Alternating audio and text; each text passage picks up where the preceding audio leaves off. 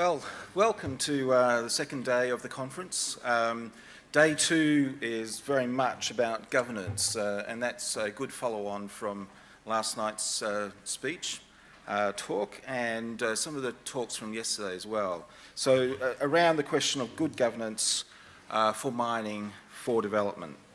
We're very fortunate today to have three very important speakers who've got really good things to say around that question. And the aim today is to ensure that we have both good addresses and good discussions. So we'll try and get some interaction going with the audience as well. So I'm Paul Flatto, and I'm the Director of the Centre for Social Impact at the University of Western Australia. And we're concerned about questions of the social impact of mining and questions around corporate community investment in mining areas and social licence to operate and those sorts of issues. So to begin today, we have three speakers. First of all, Her Excellency Mrs. Sinikesh Ejighu, Minister of Mines of the Federal Democratic Republic of Ethiopia. Ms. Gudrun Kopp, who's the Parliamentary State Secretary, Federal Ministry for Economic Cooperation and Development, Germany, and Mr. Eric Solheim, Chair of the OECD Development Assistance Committee. So to begin today, I'd like to have Mrs. Sinikesh Ejighu come to the podium and talk to us first. Thank you.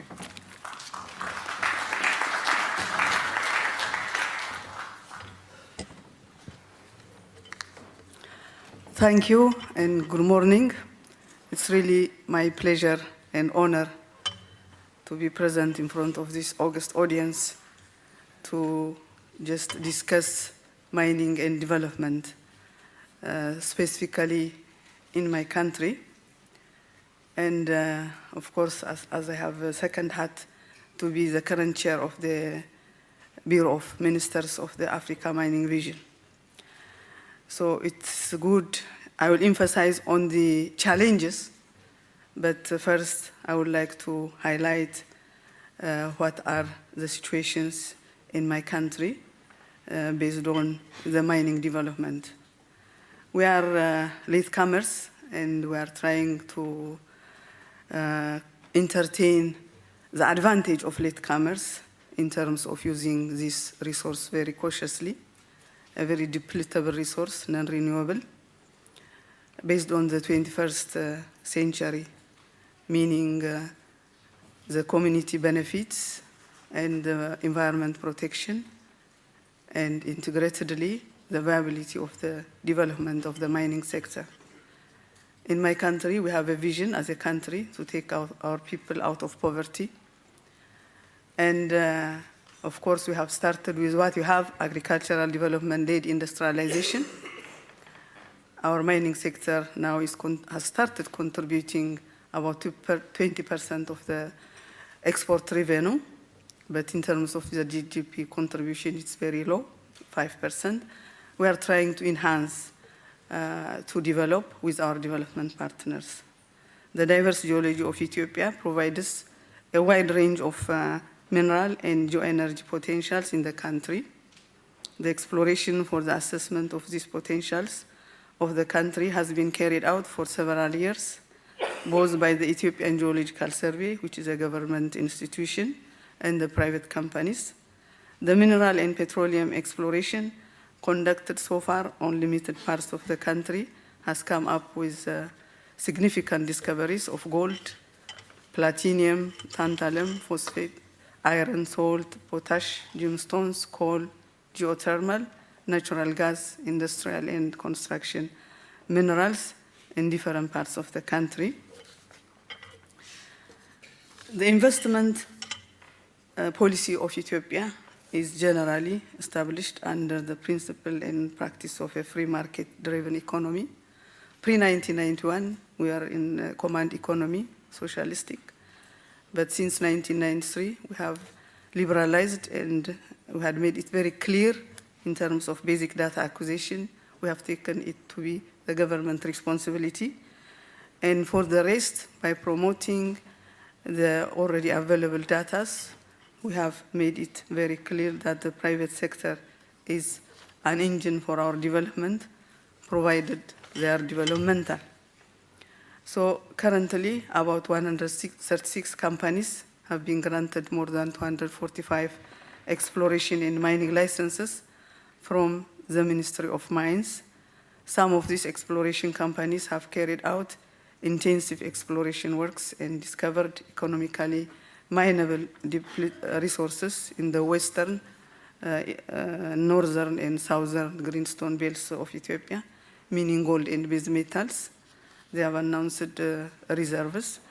So far, as I have already told you, it is contributing 20% of the export revenue. The commodities contributing to this are gold, tantalum, small-scale platinum, and colored stones, and many industrial minerals.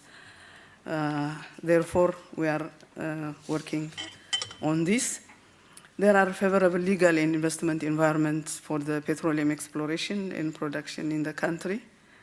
In addition to the petroleum laws, we have very clear and transparent laws, and we have now 7 companies working around the country by taking 10 licenses, production sharing licenses. The mining industry in Ethiopia is dramatically growing with major involvement of the private sector. This growth needs to be regulated in accordance to the mining legislation of the country, agreement entered between the government and the investor, and to acceptable international standards practiced in the industry. This development requires applying best practices of the mining industry, which in turn requires adequate capacity building in order to get proper benefit from the depletable and non-renewable resource in fair and transparent manner. Therefore, to do such business in a realistic manner, it's extremely important to build the capacity of the indigenous experts. The exposure limitations of our professionals to the active mining industry and lack of experience is a major challenge in regulating this dramatically growing industry. In this regard, to update the existing professionals' geoscience knowledge, negotiations and contract administration capacity is an urgent task for us. In terms of this appreciable cooperation of the Australian government in the area of human development capacities, the African officials and experts have involved in the study tours and short-term training programs. We know that Australia has a matured mining industry with the best mining practices and environmental standards. Therefore, our staff share those skills and expertise which are vital for us, whose mining industry is already at early stage. This will enable us to establish knowledge-based resource administration. Thus, our development partners, like that of yours, are expected and welcome to back and support our efforts.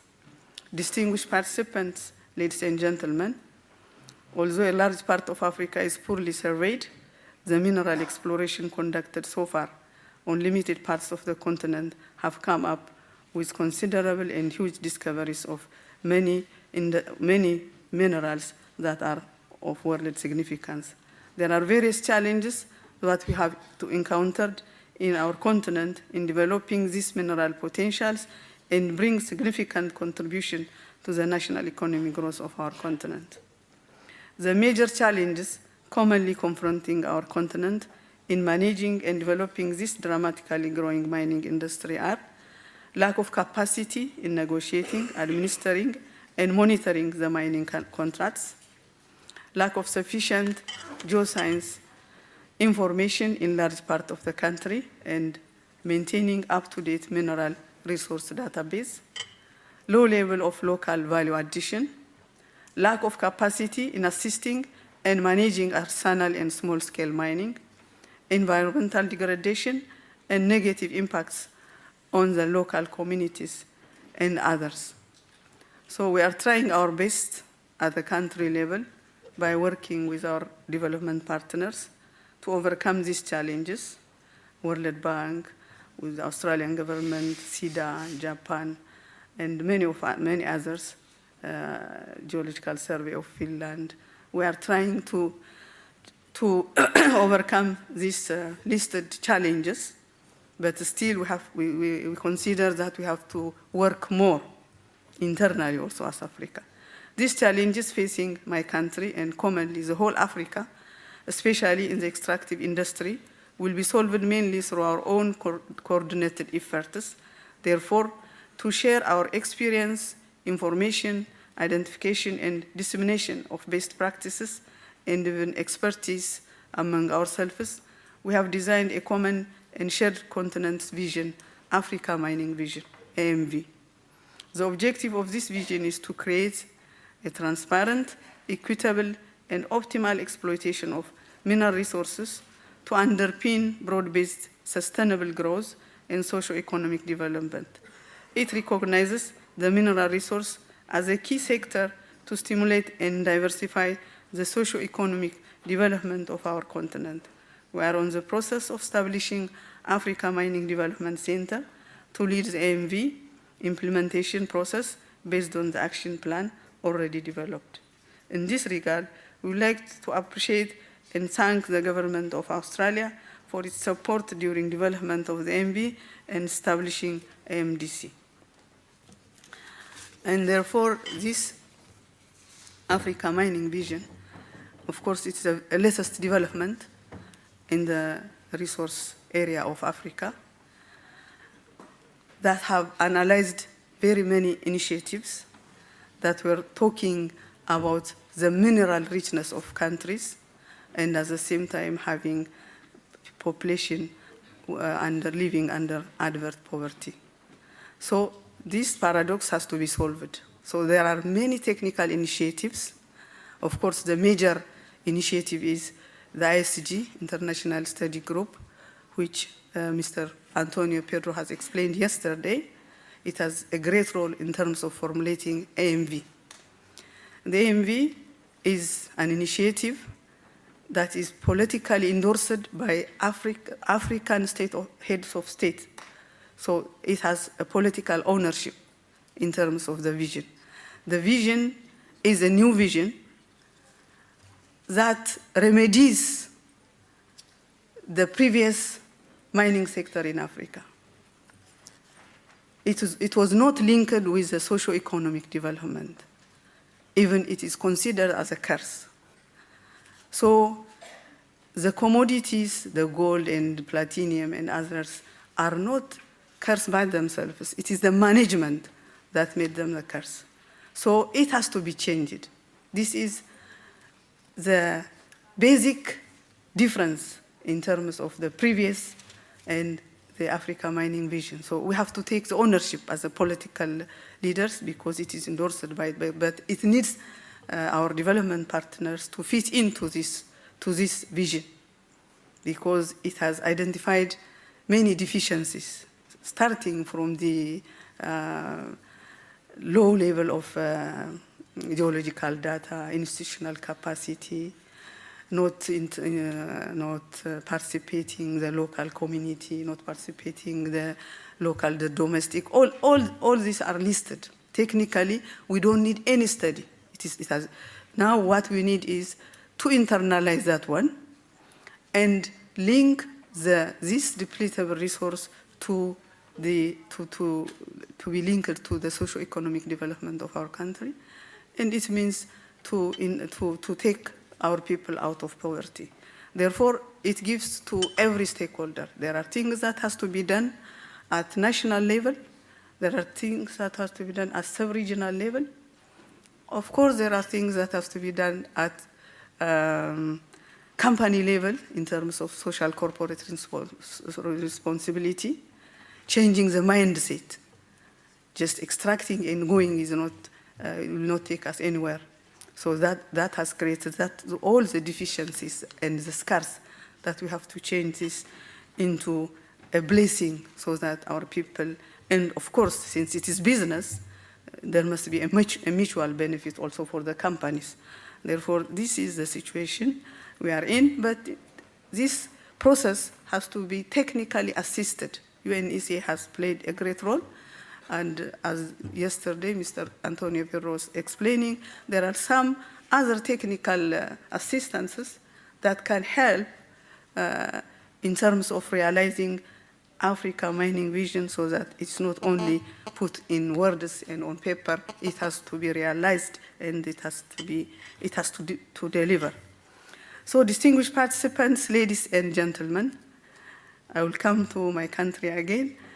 If mineral resources are to be blessing and serve as a key instrument for the realization of the sustainable socio-economic growth and development and alleviation of poverty, the principles of good governance, accountability, and transparency must be adequately reflected in the development and management of these depletable and non-resources. Accordingly, the Ethiopian government is committed to manage all revenues generated from the mining sector in a transparent and accountable manner. These incomes should be published officially and used transparently in a way in which they will stimulate the development of other sustainable economic sectors. Therefore, the wealth that can be generated from the mineral resources will never be a curse, rather than a blessing for the sustainable development of the country. Therefore, implementing the principles of extractive industry transparency initiative in Ethiopia is viewed as a critical part of the government's ongoing commitment to establish a good governance, transparency, and accountability.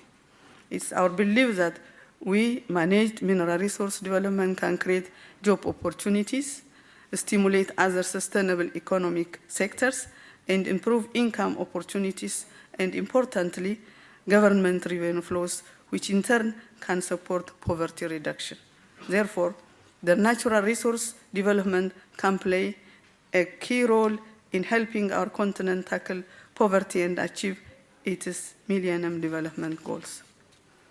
Excellencies and honorable participants, I would like to thank again the Government of Australia and the organizers on behalf of the Ministry of Mines of the Federal Democratic Republic of Ethiopia and myself for putting their limitless efforts, time, and resource for realization of the annual Mining for Development Conference held in Sydney, Australia. We look forward to work with all stakeholders and development partners to realize our national and Africa mining vision to make the sector contribute to the well-being of our people. Thank you for your attention.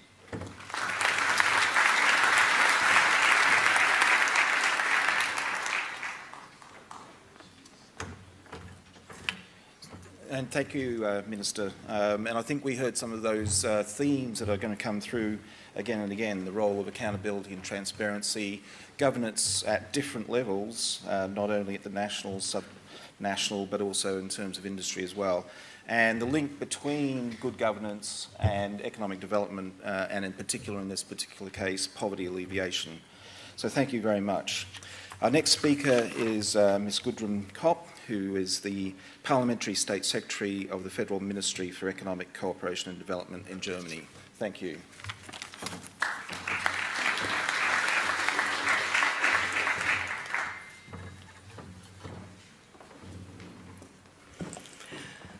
Thank you very much, and a very good morning to every one of you. I'm very pleased to be able to speak to you this morning, and first of all, I also wish to thank our Australian host so very much indeed for really organising this wonderful conference. And I think it's not only a challenge, but it's a great chance that we all have in order to exchange ideas, experiences from different views and different backgrounds in order to get the most of raw materials and what they can serve us. Whether or not, ladies and gentlemen, resources are a curse or a blessing, it's a huge debate all over the world, but I think it's all up to what we decide to do mutually and on a partnership basis. And let me just point out that the resource sector contributes to sustainable development, and if it's done correctly and in a good way, and that means on the basis of good governance and on functioning and transparent institutions and a conducive economic environment. That's really important as well. Government's political will to use the mining sector to achieve inclusive growth and sustainable development is of crucial importance, and of course political leaders must make sure that state revenues from mining are invested in a manner that is conducive and promotes development. These revenues must be used to diversify the economy and to contribute to the local value creation. Building up a value chain is mostly important. Good governance lays on the foundation for a stable political environment, and if governments embrace the principles of transparency and accountability, then they are more likely to strive to do what is best for the entire population. As a rule, mining minerals require high levels of investment. This, in turn, requires reliable legal frameworks and proper taxation. Additionally, ladies and gentlemen, it takes functioning institutions to direct the exploitation, processing, and commercializing of resources in an orderly fashion. Political leaders must also ensure that the mining and processing of resources actually benefit the poor and do no harm. And the mining of non-renewable resources should not be detrimental to other natural resources, nor should it destroy livelihoods, especially not those of vulnerable rural communities. And that is why we need effective public supervision in the extractive industries, and we need binding rules with regard to environmental protection, human rights, and labor rights as well. And we also need to vibrant and active civil societies. Only by actively involving civil society can the necessary transparency and acceptance of, in some cases, highly significant development and transition processes be achieved. Yes, it is not only producing countries that need to play their part in ensuring a transparent and reliable environment. The countries where many of the resource investors are headquartered must also do their bit, must also do their huge share. And I'm very pleased that we recently reached an agreement in the EU on the accounting and transparency directives for the extractive industries. This, ladies and gentlemen, was quite a long way to go, and it was not at all an easy task to find a consensus. But in fact, we did find it, and I'm very proud about it. And that means in future, all stock-listed enterprises, and in contrast to the US Dodd-Frank Act, even large non-listed companies from the extractive and forestry industries will have to disclose all payments of more than 100,000 euros to government bodies.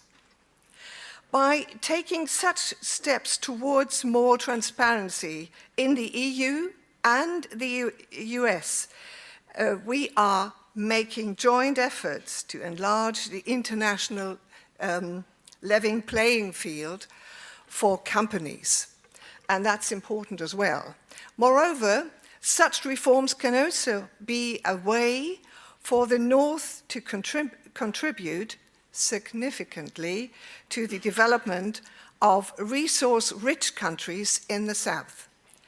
International forums are also putting increased emphasis on the issue of resources, and within the G8 and the post-2015 process to define a future global development agenda, we're looking forward for ways to make the use of resources and commodity-based revenues transparent and sustainable.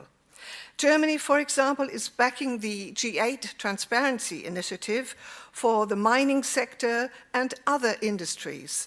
And in doing so, we aim to establish transparency standards for extractive industries more firmly in the G8 context and in our cooperation with developing countries. And the extended EITI standard is to be recognized, and developing countries are to receive support for its implementation. G8 fast-track partnerships between G8 states and developing countries will be created in this end. One goal of German development cooperation is that developing countries use their resource and to foster sustainable development. This means that revenues must benefit the population at a very large schedule, and that mining has to be socially and environmentally accepted, and that linkages have to be established between major mining projects and the local economy so that the extractive sector becomes a driver of region-wide employment and growth. And by stating employment and growth, I would like to put an emphasis on education and skilling people on top of all. It is so important to do that, not only to train people, young people, to become technicians and engineers, but also decent workers, and that means that vocational training is an important issue as well. Our human rights approach integrates all levels. Each new bilateral project under official development cooperation, including in the extractive sector, is assessed beforehand in terms of its risks and its impact on human rights. For the fulfillment of human rights must be guaranteed at all levels, right down to the local level. Does benefit sharing under the mining project take account of the most vulnerable people? And has the principle of free, prior, and informed consent of indigenous peoples been applied on the ground? Are essential labor rights, like the ban on forced and child labor, basic occupational safety, or decent wages being respected?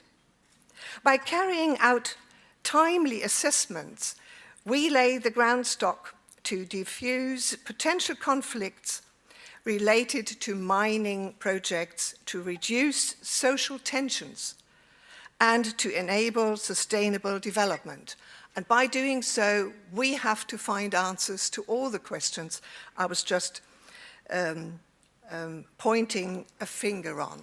It's not a way of finding easy answers, but it's worth to do and try our very best to find the correct answers in order to let the resource sector be a very successful one. Aimed conflicts, as we all know, demand our special attention, as they more than any other external factor have the potential to destroy development, progress, and perspectives. And therefore, we have to put a very intense eye on that field as well. Germany, ladies and gentlemen, wants to continue to making the extractive industries sustainable through the German government's raw material strategy, which was adopted in 2010. And this strategy provides political backing to the efforts made by German companies to secure their own resource supplies.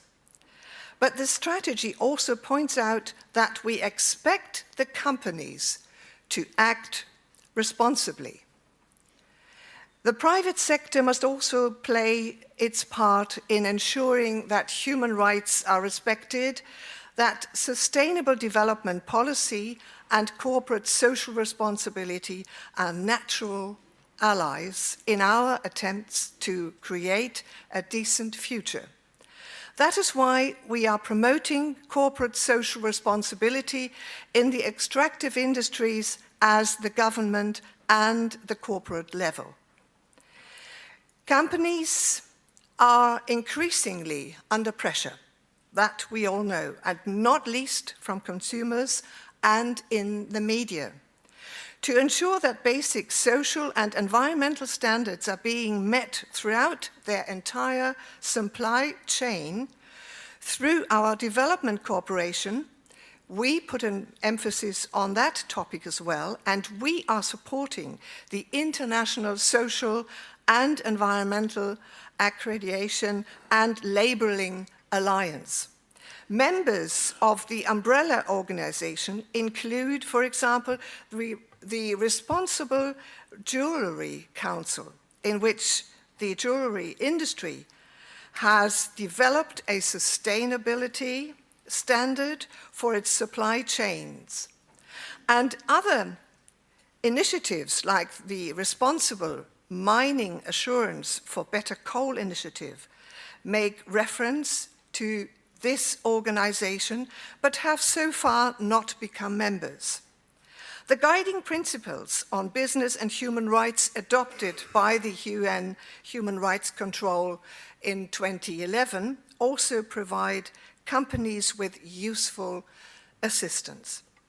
The International Council on Mining and Metals also offers practical tools for human rights risk assessments or for protecting the rights of indigenous people. Germany too offers guidelines for corporate commitment that complies with human rights. My ministry, the BMZ, for instance, is currently supporting a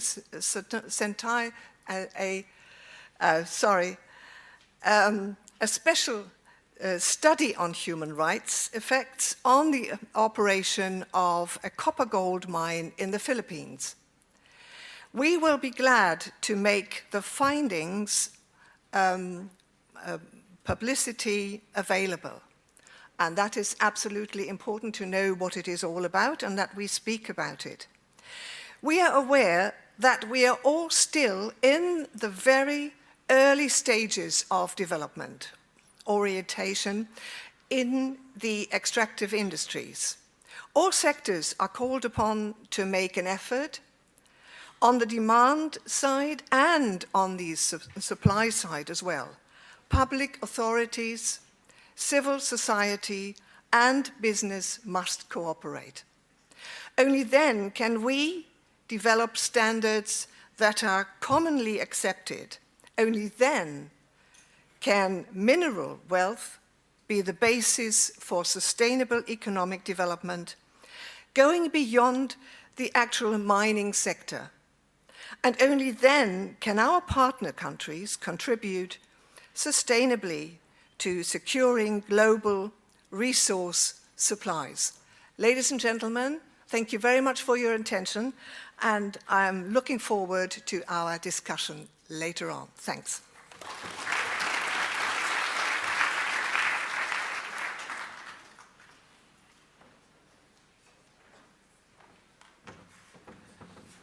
and thanks very much, Gudrun, and a discussion we will have because everyone is keeping well to time, so that's fantastic. You mentioned a number of other factors involved in governance, stable political environment, effective public supervision, binding rules. But interestingly, things that host countries can do in terms of disclosure as well, and initiatives such as the G8 initiative. So thank you very much. Our final speaker is Mr. Eric Solheim, who is the chair of the OECD Development Assistance Committee. Thanks very much, Eric.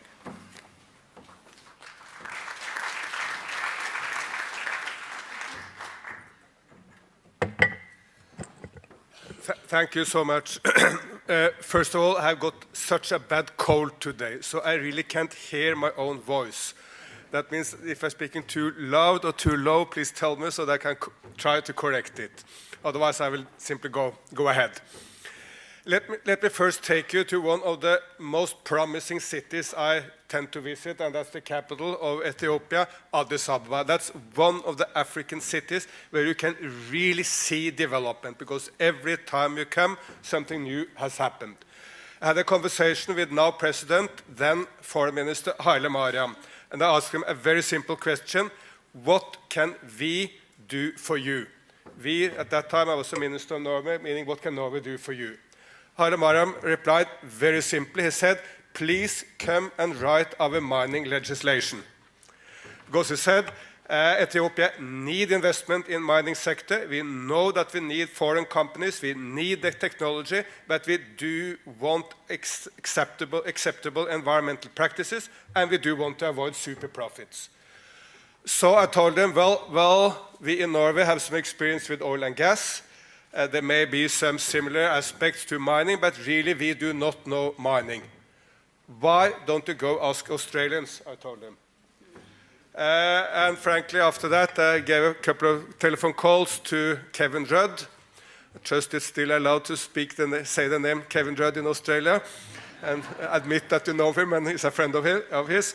And I met up with Kevin Rudd, so I take maybe 0.5% of the honor for Mining for Development program, because on the Norwegian side we had the Oil for Development, and we felt we need a sister program, Mining for Development.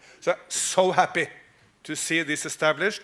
Australia has 150 years of experience, good experience in the sector, unparalleled experience, I believe. I think there is no other nation in the entire world with such a lot, for sure, both good and bad, but basically good experience in this sector. So you are the right nation to do this, and please do it, and I think it's a need for a massive scale up. Then what's the problem?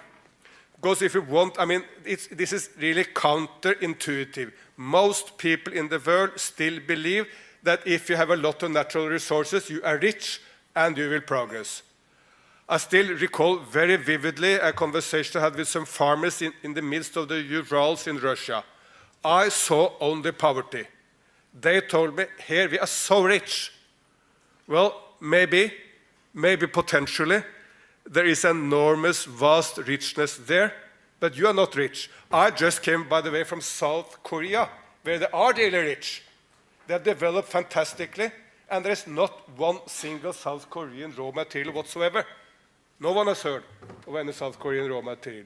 Nor are there any Chinese raw materials if you compare it to the size of the population. Nor did Singapore develop based on raw materials. Nor do really any East Asian nation develop on the basis of raw materials. So it's counterintuitive. People believe that raw materials make you rich. Reality, as we know in this conference, is the opposite. There is a slight chance that you are doing worse than your neighbors if you have too many raw materials. So what's the problem? In order to fix it, we must know what it is. I think there are mainly three. Number one, there's a political. Number two, there is an economical. And number three, there is a moral. The political dimension is the following. If you have an enormous pot of money, call it oil or gold or rainforest or whatever it may be, where the political leaders can tap that pot for their own purposes, enrich themselves, or smooth the political machine to get money enough for the political purposes, there is really no need to establish the social contract between rulers and rule, which is taxation. You can avoid that, and you can sustain your power through these sources of money, and it can very often be sustained for very, very long. That's the main political problem. The second is the economical. If you do very well in some raw material or extractive industries that may draw the best talents in your land, it may pump up the prices, it may make all the other export industries, which tend to employ a lot more people, much less competitive. So you have what's called the Dutch disease, but it's a much wider problem than Holland faced. You may simply drag all your best talent and resources into this sector and not into all the others which is needed for development. And third, there is a moral problem. If people see that a few individuals can be enormously rich, enormously fast, maybe without work, but just by luck, it tends to undermine moral in society because it undermines the notion that you have to work hard. I mean, why have South Korea moved from one of the poorest nations in the world in the 1950s to well above European average now? Add to that green growth, full-fledged democracy, prosperity and a huge middle class, no absolute poverty, that made that jump in one long generation because of two basic aspects: hard work and smart work. They use the heads and the hands, but if people see in society that you can make it do very well, very rapidly, not by working hard, it undermines that basic moral that you need to work hard to prosper. That's how Australia was developed. You worked hard. How Germany is one of the most successful nations in Europe because you are working hard, and there is no other way for a society to get prosperous. So all these three must be fought, and that's the political problem, the economic problem, and the moral problem. So what is then at the core of the good governance for mining, but as well for oil and gas and other sectors? Well, at the core, I think, it's leadership. And if you ask me for one advice based on our oil for development experience in Norway, is that don't go anywhere with a full-fledged recipe and ask anyone to copy that. And don't go anywhere to tell them that good governance is about small technical items. It's not. Good governance is basically about leadership. The number one issue is leadership.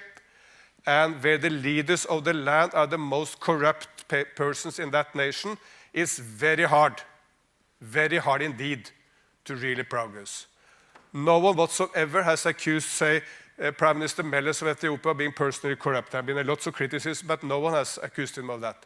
That's one key to the enormous success story of Ethiopia.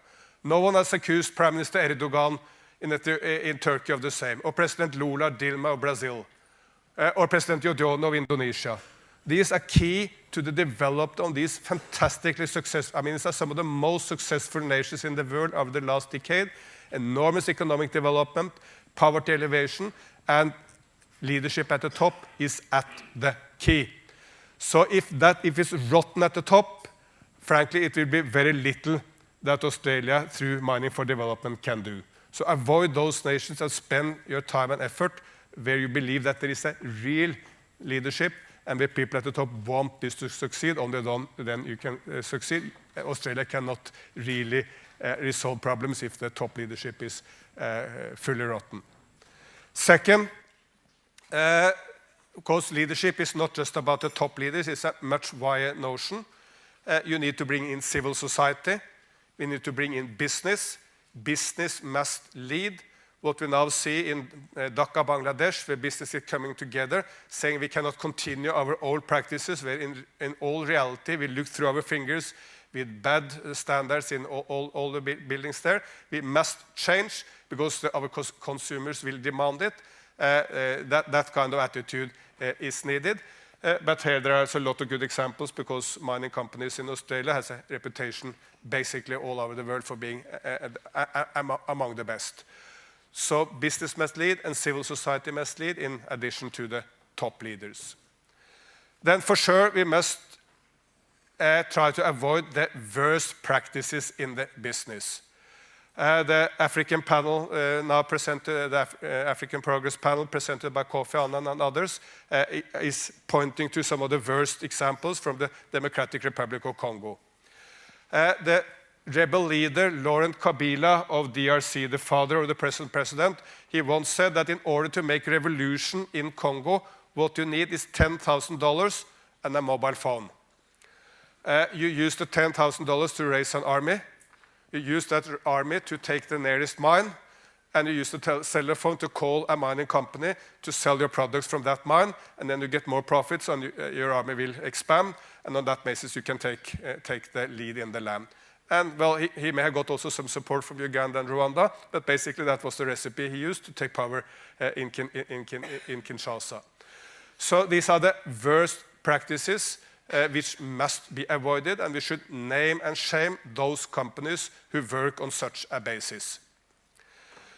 So top leadership, wide leadership of business and civil society, avoid the worst practices, and then maybe the most important singular component, and that is the social contract, which has a three-letter name, which is tax. That's not the most popular topic. You may not always get re-elected to speak about it, but it is needed. And the beauty of taxation is that it's a social contract between leaders and society. If you pay taxes, you tend to make demands to your leaders. I mean, that is well known since the American Revolution. George Washington, Thomas Jefferson, what did they say? No taxation without representation. And today you see the same all over the world. If you pay taxes, you also demand to get something back in the health, in education, in all other sectors. So the most important is to find the right taxation level for these businesses and to set that in a fair and just manner. This is an area where there is a lot of development at the moment. Australian Mining for Development program with the Norwegian Oil for Development. OECD, which I represent, has launched Tax for Development. French has now launched Tax Inspectors Without Borders. All these are coming together with the same aim. There must be a realistic tax rate, no super profits for oil and gas companies and mining companies when they operate in poor nations. For sure, they must make money. Otherwise, no one will go there. Otherwise, there will not be, it will not be technology transfer. But we should avoid the super profits, and we should avoid the tendency that global companies are moving the profits from one destination to the other to make certain that it's not realistically taxed anywhere. And here there are enormous possible income for developing nations to fund education and health. There is much, much, much more money in domestic revenue mobilization in nations with raw material base than there is in aid. Whatever aid Gudrun and myself and others can bring up can never ever be the same as the possible income from taxation of oil and gas revenues.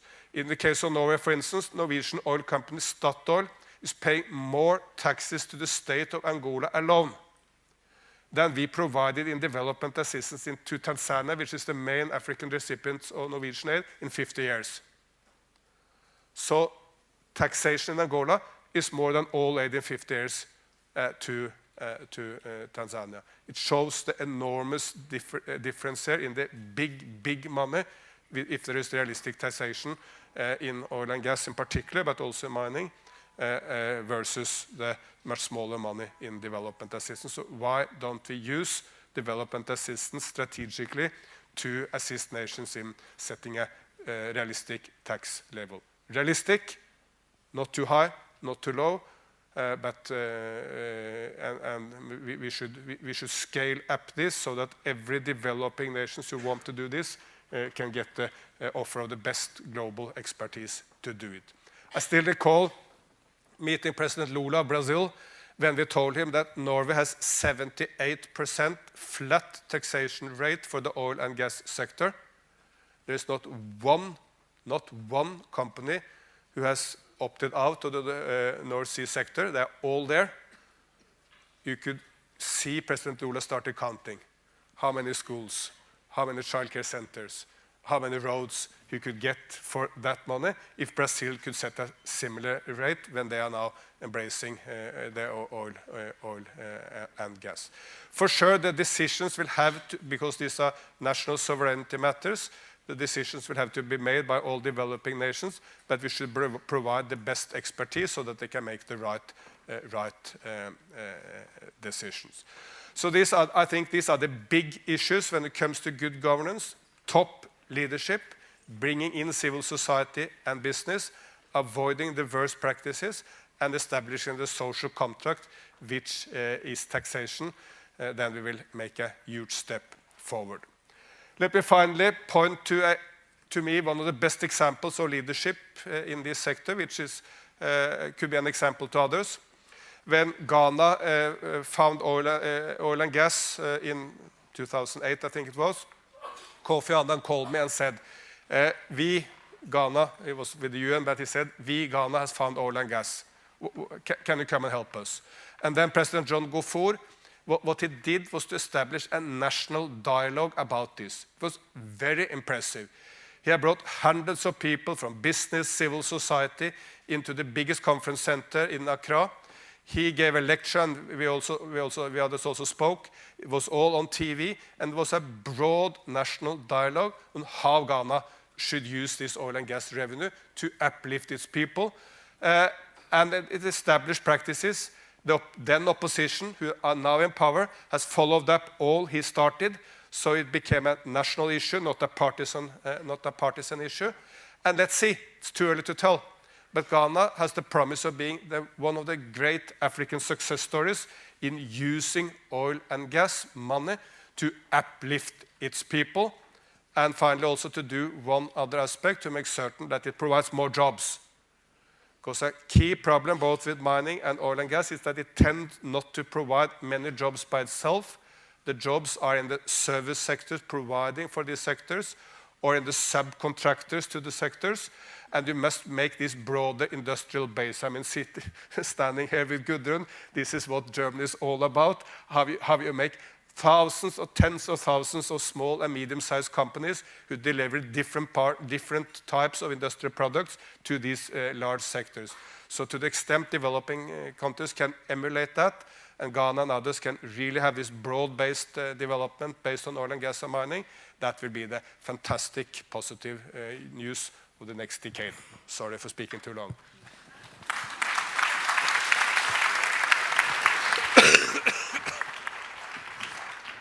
Thanks very much. Actually, that was a 1 minute to go, Mark, but well done.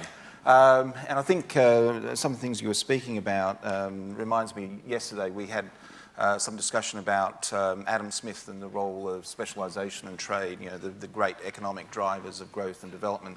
But one has to remember that Adam Smith was a moral philosopher. And most of his work is around virtue and what elements of virtue do you need. So if you combine economics with a bit of virtue, I think you're going someplace. So we've got enough time now for a bit of a panel discussion, and then we're going to open it up for 3 or 4 questions. So I'd like to look at that theme that has come through. We've got elements of good governance that you've spoken about, accountability, transparency and the like, but then we speak about other things such as leadership. And that gets at process and environment. So if we are to get good governance, it's not simply a matter of rules and regulations, but it is about process as well, and it's about these other elements. So what are these other elements? We've mentioned leadership, but what are these elements that make up good governance other than those rules and regulation that will drive good development? Anyone can speak.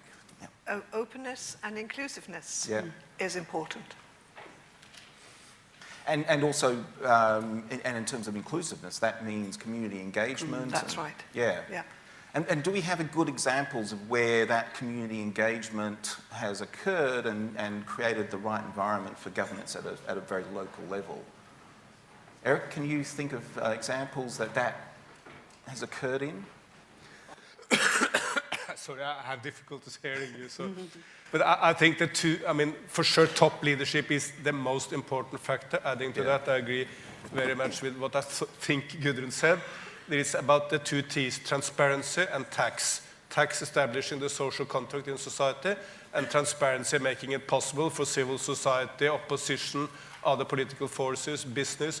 I mean, they can never ever control the leadership unless there is transparency. Yeah, exactly. And Sinkanesh, when you were speaking earlier about governance, it was very much around the link between governance, development and poverty alleviation. So there must be really positive benefits that derive from governance. Why are we putting the emphasis on governance? It must be that there must be good linkages that occur. Yeah. What's the nature of those linkages? When you say governance, it is a broad, but specifically you can say for doing some task, involvement of the, or linking the development of the mining sector, for example, you say, there must be a transparency and accountability. There must be a system by which you interact with every actor, stakeholder, to deliver their responsibilities. So the communication must be very clear, understandable, and based on that reference, everybody has to contribute, because participatory position is very important. You cannot talk about representing others. They have to speak about the matter, about getting their rights also. As a government, when you say, I will give you with this system, this is my system, you make it clear. If I don't deliver, it is your right to ask, you have to say. So this is the system, the linkage that you have to have for a successful, good governance. You cannot set a system and say, I am perfect. You have to also take the feedback, and then you have to correct if you are not delivering. So this system, this media can, make us achieve the proper good governance, so that everybody witnesses that there is a good governance set in the system. Yeah, and that is also about information and having a stable environment, and that's important for investment. And the engagement factor means all are involved, and it lends credence, if you like, to what you're doing. So all of those factors matter. Now, Gudrun, you mentioned a number of initiatives, the EU initiative, the G8 initiative. Does that mean that we're moving quickly towards good international protocols and in terms of governance, and that will have important effects? Yes, it has. Well, that provides the good basis of what we have to do. But normally it's a huge differentiation between theory and the practical work. And that's the tricky one. And coming back to good governance and how to really cut down poverty and having a good outcome. I mean, in the discussion about extractive industries, water plays an important role. And I would like to raise a positive example of really managing that problem, and that is the government of Chile ordered that the huge amount of raw materials that are in the north of the country, and they're looking investors for, that they have brought out a law saying that no more groundwater was allowed to be used by those firms, so that the farmers in that district could use the water for their agricultural work, because that's important. And any other extractive industries firm that invests in the exploitation of mines has to build a desalination plant, water desalination plant from the seawater, which is important. But you have to have huge investments, of course, and it makes the whole exploitation even more expensive, but it's worth it. And it's very wise of the government to really manage this problem. And that's, you know, it's a wide net of measures that have to be taken into account. And if you do it correctly, then this will be quite successful. But there are negative examples as well. Yeah, good. Great. Well, I think we'll open it up to the audience. We have time for a number of questions, so put your hand up. I'll try and over here on the right, and then at the top level. Hi, my name is Jeremy Wheat. I'm an extractive industry consultant. A comment and a question. The comment is that one thing that has not been talked about very much and was kind of marginalized from the Africa Progress Report was the importance of regional cooperation. I'm doing some work in Kenya at the moment, and if you look at East Africa, there's a real need for there to be linkages between Kenya, Uganda, Ethiopia, and so on. If you don't foster these linkages, these regional linkages, then there's an issue of economies of scale. So in East Africa, whether there can be refineries that are large enough to compete globally. West Africa, there's an issue with trains and ports and so on. So it seems strange to me that we're not talking about regional corporations, particularly in the case of Africa, but also elsewhere. So that's the comment. The question is to, I think it's Eric from the OECD. Good that you're talking about tax. What, I wonder, can the OECD do about tax avoidance from Western multinational corporations, especially in regard to transfer pricing? Thank you. Eric? Two very relevant and good questions. Regional cooperation is for sure needed, and there is much more scope for it now. If you look to East Africa, both Mozambique and Tanzania has made huge oil and gas discoveries. These will be for sure exploited in the next decade. And there is oil and gas in some of the other nations as well, also in Somalia, which is of course a very vulnerable state, where there may be huge difficulties and also possibilities for fueling the conflict through the oil and gas exploitation. So there is a huge scope for the nations to work together, but also for the international community to come together and assist them. The same in West Africa, where there is a huge number of nations with some oil and gas discoveries. I'm not so much aware of minerals. From the Norwegian side, we took the view at that point that Ghana is by far the most developed nation there with the strongest systems. Let's do our utmost to assist Ghana in being a success, as I said also in the earlier speech. If Ghana can do it, that example can also be tapped into by the other states which are weaker than Ghana. And on OECD and transfer pricing, we have made studies about our members, which are of course basically the rich industrial nations, about transfer pricing to find ways of avoiding that. Of course, there are different practices between the members, but we should avoid a system where global companies are moving the profit around, and very often also to so-called overseas destination tax havens in a system which is not transparent, and where the profit is put where the tax level is at the lowest. So OECD is firmly working on this matter to try to reduce the problem, and time is now, because the financial crisis in Europe has lifted this at the political agenda in a completely new way. Let me just finally point to the fact that when Chancellor Osborne of the UK made it clear that huge American companies like Google and Starbucks are not paying taxes in the UK, well, I mean, we can ask ourselves, how likely is it that they're paying taxes in Mali or Malawi? Good. And Gudrun and Sinikesh, you maybe comment on that as well, the regional cooperation. Well, the question of regional cooperations, I think you are quite right. There are much more opportunities than they are used by now.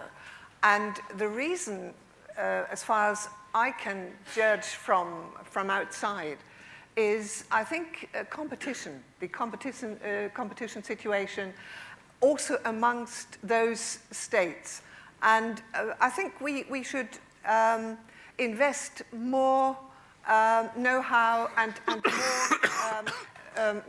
cooperating as governments in order to show what really benefit you can have by cooperating within a region as well. But I'm glad to be saying that there's another way of acting possibility, and that is the triangle cooperations. For example, we as German government will be talking to the Australian government about how and if we could build up a triangle cooperation with one African country in the field of resources. That's another regional cooperation. But yes, you're quite right. Within the continent, many more states could cooperate much more closely.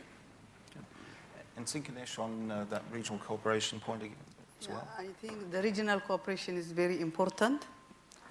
And it creates a linkage and economic integration. And we have done it, for example, in terms of power interconnection. We have Ethio-Djibouti, Ethio-Sudan, and Ethio-Kenya. By the time we connected to Kenya, we can go even to the southern part. But as far as the oil industry is concerned, it is a stage of development, but groundwork is being done now. That the need of regional cooperation in terms of, being interconnected with pipelines is very important. So things are, being done but they are not mature. I cannot explain it now. But it is very important, linking together as Africa, especially East Africa, was not, a center. It's a new progress. It's a new development. So it needs, obviously, a regional interconnection to be cooperation to be initiated and also enhanced, as it's very important, I believe. Good, thank you. Now a question up the top here.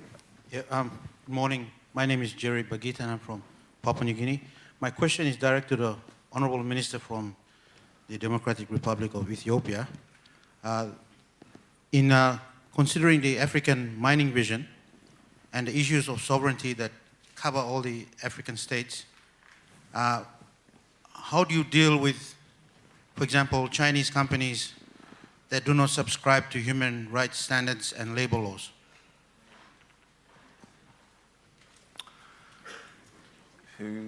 Anyone want to answer that question? He's directed to me. He has directed to me. Let me say something. Right.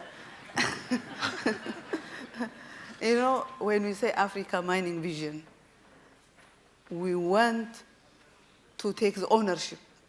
That is our vision.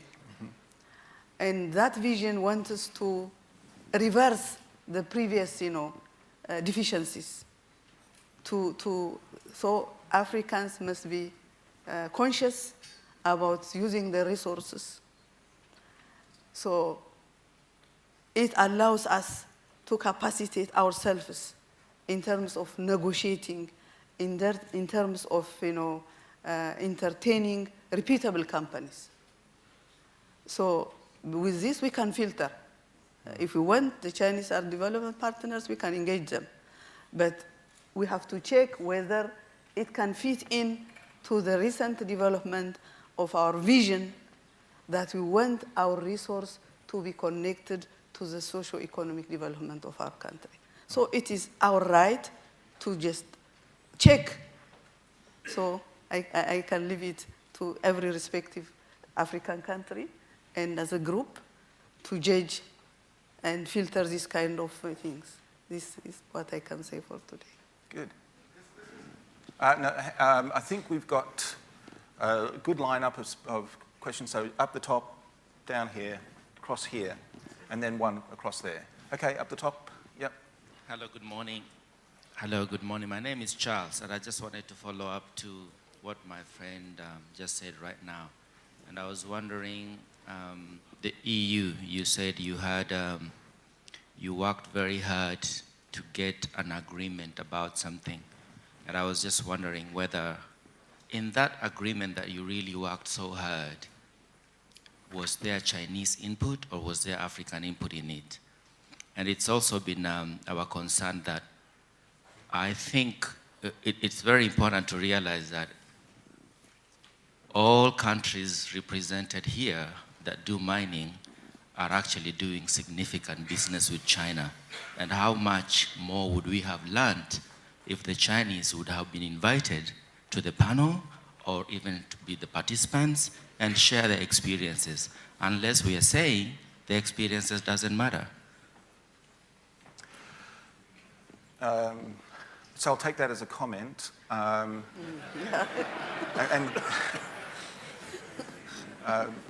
just down here, question. Yeah, in the blue at the bottom, then across here, and then across there. Yeah. And Hello. the final question will be here. Yeah. Yep. My name is Paul Yao Isel. I'm the High Commissioner of Ghana. I think for yesterday and today, this far, there's been so much talk about transparency at the level of government, at the level of companies with regard to revenue and good practices. But I've heard little talk of one aspect of the problem, which I think is also could be also very detrimental. And it relates to artisanal stroke illegal mining. In Ghana, we call it galamsey. You know, and I don't know whether that is a civil society aspect of the problem or not. But what happens is that there are people who go out when they feel that they're maybe wild after some rains and so on, they see ingots here and there, little bits of diamond or something, and then they go digging up. So sometimes you find a whole village is sort of being dug up, you know, tunnels under churches and things like that. And I think it's a very important aspect of the problem. Maybe it doesn't lend itself easily to this forum, because I think it's a strictly national problem, that the government that is in charge of any particular territory must be in a position to regulate such mining, because they are also exploiting the same natural resources, maybe not to the extent of the big companies, but they certainly are. And then the interesting thing is that whatever they get, how do they market it? Because my experience is that sometimes you are in the High Commission and you get an Australian who says he wants to go and do business. You know, when you chat a little bit more with him, he wants to go and buy gold dust, rough diamonds and stuff like that. And I don't think that you just dream there's a possibility of doing that. You know, so you send them the Ghana Mineral Portal, which says that they can't buy gold dust. And yet we find people who, from all indications, are very, you know, intelligent people, but because of the greed, they want to make a quick buck. They still want to go. Some may manage, others get their fingers burnt, and they are so embarrassed to tell the story. So I would just like whether the panel, you know, in all the discussions about the international measures, we have factored in this aspect of it, because in the long run, it also depletes the same resources we are talking about, and the people are the poorer for it. Thank you. So any member of the panel want to address that question? Yeah. When it comes to artisanal miners, we have also a problem. We have 1 million Ethiopians working in this direction for their livelihood. And we cannot avoid this. So we have recognized with our laws, categorizing them as illegals and chasing them is not the best way. It's a complex issue, as you explained. It's very difficult, but we are convinced that we have to legally recognize them and try to legalize them, recognize them, help them. You know, we have a system for the big companies, for example. There must be environment and social impact assessment from the beginning as a project, as a baseline, and there must be a management of a mitigation mechanism when they disrupt the eco-balance. But for the artisanal miners, we cannot do. We just them to cooperation in cooperatives, help them technically support that they shouldn't damage the environment, because technically they don't know. Even if you tell them not to do, they will do it anyway. So it is not only economic issue, but it's also social issue. It's very delicate. They get money, millions of money in their hands, and they abuse it. They can be victims for HIV. The woman can be even victimized more. So we have entered into this one. So we have set a system by which how they can do in a better way, technically assisting them, financially, getting them some microfinance, and then try to teach them how to socially work on the ground. Still, I don't mean that we have contained all the illegal elements, but we are trying to tell. But what I want to tell is you cannot categorize them as illegal because of the complex nature of the issue. You have to face on the ground. It's a complex, but you have to enter, and sometimes it needs some counseling. Sometimes you have to entertain them by the legal system. You have to use legal instruments. But these are people by which, when you say we have to change the life of our people, these are the vulnerable people who are doing for their livelihood. You have to teach them how to do it, or give them an alternative so that they don't indulge in this kind of. This is what I can share. Yeah, and the best alternative is to give people jobs, and that means giving them jobs requires some kind of education, not only the basic education, but also vocational training and the very high education as well, the whole way long. And this is what I was trying to point out in my speech, that education is most important for young people to be able to find jobs in different sectors, and so that they are no longer forced of working in an illegal plant, for example, or working in illegal mines, and with all the health risks that are combined with that. So it's absolutely important to have that in mind. And I would like to raise a positive example of our cooperation between Germany and the Mongolian government. And we have just decided to establish mutually one university in Mongolia, university for the mining sector, and raw material sector, and technologies. And this university will probably and hopefully start its work in September with about 120 students. And that's a positive example of how to create jobs and perspectives for the future, and how to do a decent work. And high quality work is important. And that will drive those countries forward. Good, thank you. So we have 3 very quick questions now, and just one response. Hello, Yeah. My name is Inhi. I'm from Mongolia, and I have a question for Eric. Australia has a law on bribery of foreign officials, and I think OECD recently issued a report on the enforcement of this law, or more precisely, the lack of enforcement of the law on bribery of foreign public officials. And I was wondering whether there were follow-up on this report, and whether this report has actually produced any effect on the actual enforcement of this law, because I believe that, first of all, corruption is an endemic issue in Mongolia. It's, although recent statistics indicate that it's on the decline, but still, it's a huge issue, and a significant number of investors in Mongolia come from Australia. Eric? I'm so sorry I have these hearing problems. I couldn't really hear what you asked. So it's the OECD report on corruption, and whether there's been follow-up on that report for Australia. Hang on. Yes.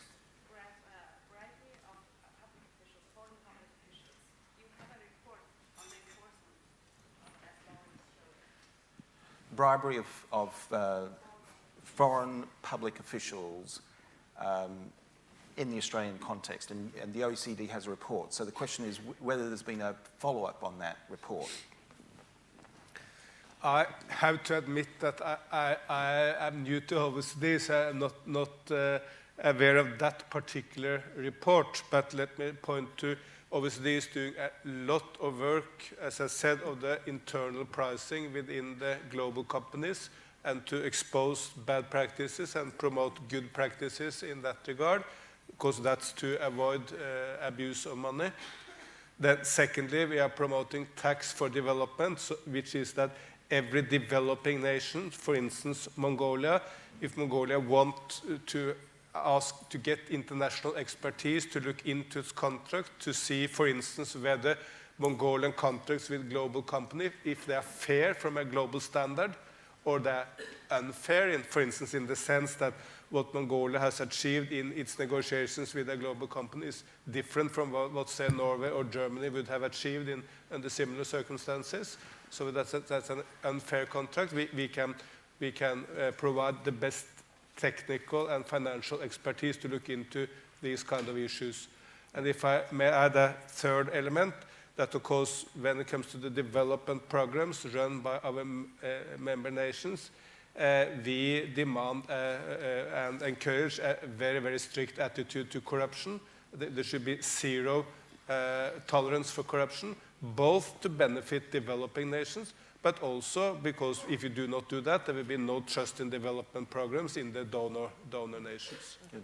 So we'll just connect the two of you up later and for sure, follow-up. I will be very happy to do that. Yeah, good.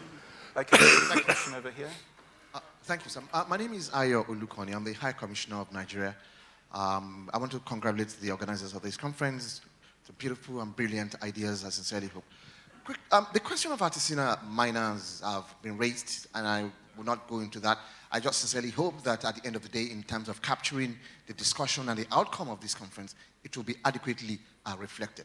The African Mining Mission, ma'am, I wanted to ask you, we have the AMCEN, the African Ministerial Conference on Environment, and the AMCAO, the African Ministerial Conference on Water, that has even helped.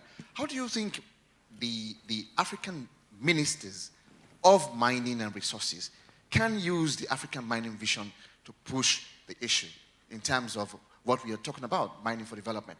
The last question has to do with the question of triangle cooperation. We have the West African gas pipeline example. I'm not sure if that is very, very apt or not, in which the gas from the Nigerian oil field is piped across to West Africa, which is a very good example of the question of cooperation.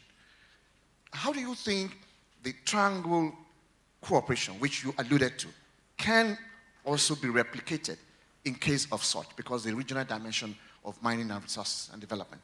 Thank you. And a very short response. Very short response. We are starting now. As you have said, we have formulated. There was a SWOT analysis, many initiatives, and formulated Africa Mining Mission. The whole ministers responsible for mining of Africa have participated. It is after that the heads of state endorsed it in 2009. So to implement this, we are in the process of establishing AMDC, Africa Mining Development Center, that can technically support realizing the vision. So we have to enhance the assumption, and what is ought to be is all African ministers responsible for mining have to internalize this and push forward in terms of realization, meaning in terms of connecting the African mineral resources to be used for the socio-economic development of the respective countries. We are in the process, so I think we have to push, enhance, and internalize, take the ownership, and work with the development partners to fit in this direction. Good. And the final two questions, very short and very short responses. So one here, one there. And that's Dan Evans, Business Millennium Development. A comment, observation first, and then a quick question. This group might have 5% of industry here, okay, of the 600 people, maximum probably 10%. And B4MD recognized that one of the challenges of Millennium Development Goals is that industry really wasn't at the table when the MDGs were created. So the open question for the panel is the extent to which you're actually involving the mining sector in a lot of the thinking that you're doing in order to make sure that, in fact, you're not sub-optimizing and creating a bigger challenge because the industry's not sitting with you early and helping to frame the discussion and the possible solutions. Good. And one person from the panel to respond? So it's the involvement of the mining industry in the discussions and initiatives that are occurring. How much involvement has there been? Because it's very, I think very important. personally that is absolutely essential. Far often in the world we are dividing the world in the public sector and the private sector, and the public sectors have with a lot of do-gooders like myself and people from civil society and others, they sit and have a discussion about the private sector. Unless the private sector, with its enormous expertise in this area, over, as I said, 150 years, unless it's involved, if that, I mean, with all the practical knowledge of big and small issues, unless that's involved right from the beginning, for sure such a program is doomed to fail. It must be involved at all levels. That's my short answer to that. Good. Thank you. And final question, very briefly. Yes, my name is Henry Odwal from South Sudan. And South Sudan being the youngest country in the whole world, we still are probably crawling. And government yesterday tried to compare us with the grown-ups. And we thought that was probably a little bit unfair. But we in South Sudan have an experience even before we became independent, in that there are countries that were participating in extractives where human rights were not observed. And that's why I think that the mention of China and Chinese companies is not out of place here, because in the whole of Africa, I think China and most Chinese companies are doing this exploitation. And so, if human rights are not being observed by these mining companies, and as Eric Solomon had already alluded to that, companies should avoid those countries that were led by the likes of Kabila. And so, if that were to be the case, we also should avoid those companies that have this bad practice. And so naming these countries should be something that I think when we leave this conference, we have to come with some way forward about it. And so I asked Eric, what would be the impact of naming these companies? I mean, you have to connect the juniors and the majors, because these juniors are sometimes the foot soldiers, and they are so aggressive. They may not, look into the issues of human rights. So naming them, would that be something that will kind of make these companies take another look at doing business in these developing countries? Thank you very much. I think for sure we should name and shame companies, not nations, but companies. And we have to be fair to the Chinese when we start these discussions. I mean, China was not behind the slave trade in Africa. We were. I mean, there were Norwegian slave traders in Africa, not Chinese. China was not behind the Cold War, which had such an enormous destruction in Africa. China was not a colonial power in Africa, so there is no reason whatsoever to shame China. If Chinese companies are not behaving well, those companies should be named and shamed in exactly the same way as we would name and shame a German, Norwegian, American, whatever company.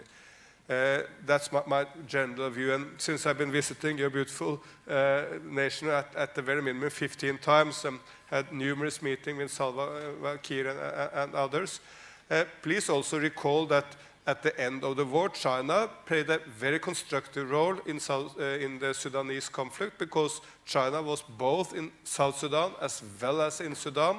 China did its utmost to try to force deals between the two nations, and to me played a very constructive role. That may be because, of course, China was the main recipient of oil both from South Sudan as well as from Sudan. So it may have been in Chinese national interest as well, but it was also part of Chinese foreign policy to try to be constructive with the European Union, with the United States, and others. So I think we are doing very wrongly if we try to build up some new enemies in the world. We should not do that, but we should name and shame individual companies if they are not behaving well. And of course, I just wish you luck, because if there is one nation in the world where oil and gas is of importance, it's South Sudan. I think it's much more than 90% of the state budget. I think maybe 99% of the state budget. So if you can succeed in the way you're handling oil and gas, for sure South Sudan will prosper in the years to come. That's the key issue in South Sudan. Great, thank you. And final comment? Very rightly, I would like to add that naming and shaming companies, for example, that are not working well, that is very, very useful, the reputation risk. And whenever a company is being shamed like that, I think it's an economic risk for themselves as well. So that's right. But on the other hand, Sudan and South Sudan show how important it is that all players work together. That is the government, the firms, and also civil society. And this has to do with conflict prevention. When raw material management, when it should be successful, it all means, is it suitable to prevent conflicts? And if not, something wrong is happening and has tried to be solved. So it shows how sensible and sensitive this whole question is. Raw materials and mining sectors can contribute to peace and a prosperous future, but it can also mean the contrary. So it needs all the players to work together on a very decent basis and not really trying to drive conflicts forward. Thank you. And on that note, let's thank the speakers for a wonderful session. Thank you.